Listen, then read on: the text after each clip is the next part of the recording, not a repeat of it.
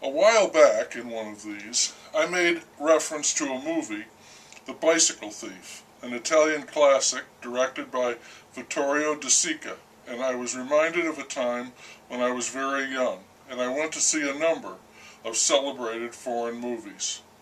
One of them was The Bicycle Thief. I remember being less than enthralled. I'm sure I understood it, what was happening and what it meant, but I also know I really did not fathom it. How could I? My reference was so far removed. I was living on another planet. I was a post-war baby boomer, privileged to the hilt, got a new bike for Christmas, which I took for granted, and the movie was about post-war Italy, impoverished people, people so poor they had nothing but their honor, and the poor guy in this movie loses even that. I mentioned Vittorio De Sica, the director, and this is when directors were beginning to get some big play. The French, and I saw a bunch of French movies too, called the best directors auteurs, which meant they knew what they were doing and you should see their movies. Federico Fellini was an auteur, that's for sure, and he made a lot of movies, and I sat through many of them, starting with La Strada, moving on to La Dolce Vita, and 8½, Satyricon, and Armacord. And sit through them is pretty much what I did. I could tell they were dealing with profundities about the meaning of life or the meaninglessness of life, which is something it might be good to know something about, but my problem was that I had the depth of a mud puddle on the sidewalk after a sprinkle of rain, so all of Federico Fellini's massive insights into the human condition went whizzing over my head. All, I say, except for Anita Ekberg and other prominently busted Italian women. I was too young for that too, or I should say, almost too young. I had a vague idea of what was going on, and the sight of Sophia Loren or Gina Lollobrigida energized me enough that I kept returning to see Mr. Fellini's latest cinematic endeavor. How vulgar and despicably shallow can you get? I may as well have been carrying a sign. I'm here for the tits.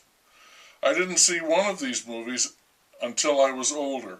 It was La Ventura, directed by Michelangelo Antonioni. Someone I knew insisted that I see it, provided me with a copy of the movie, and told me to watch it. He thought it was a critical part of my ongoing education as a developing human being. Antonioni made movies about the alienation of man in the modern world, and while that may be important, it is hardly gripping stuff. Watching that movie, I felt like someone was amputating a limb. All of the vital information skittered past me, and when the person who got me to see it began to question me about it, asking specific questions, I responded creatively only because I was lying. I later learned that when the movie was first screened at a film festival, the audience was split into boos and hearty cheers. I would have been in the middle, snoozing. I had seen other Antonioni movies years before, when he began making them in English. The Mysterious Blow-Up, which could have been interesting and did have naked ladies, but it too was about alienation, which meant that things almost happened, or might have happened, and if someone asked me what it was about, I would have said it was about something that might or might not have happened. Hardly a ringing endorsement. He followed that one with one called Zabriskie Point, with attractive young lead actors and a rock soundtrack, and I did see it, but I think he had refined his message by then, and I don't think anything came close to happening. 2 hours is a long time to sit with nothing going on, even if they do throw in a bare breast or two. And then there was Ingmar Bergman, The Seventh Seal, Wild Strawberries, Persona, Cries and Whispers. Woody Allen hooked into him and made fun of him and wanted to be him. Bergman made ultra-serious movies about sickness and death, the bleakness of life, and insanity. They were a lot to take, especially if you were a young American male whose goal in life was getting to first base and the great things beyond that. But if you went to a Bergman movie and made it through to the end, no small task, there was the possibility of impressing even yourself.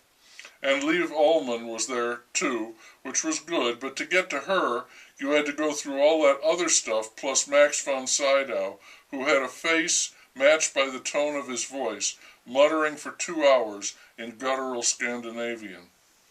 In the end, I might not have survived the slew of foreign directors if Sergio Leone had not come along. No tits, but about as deep as my little puddle.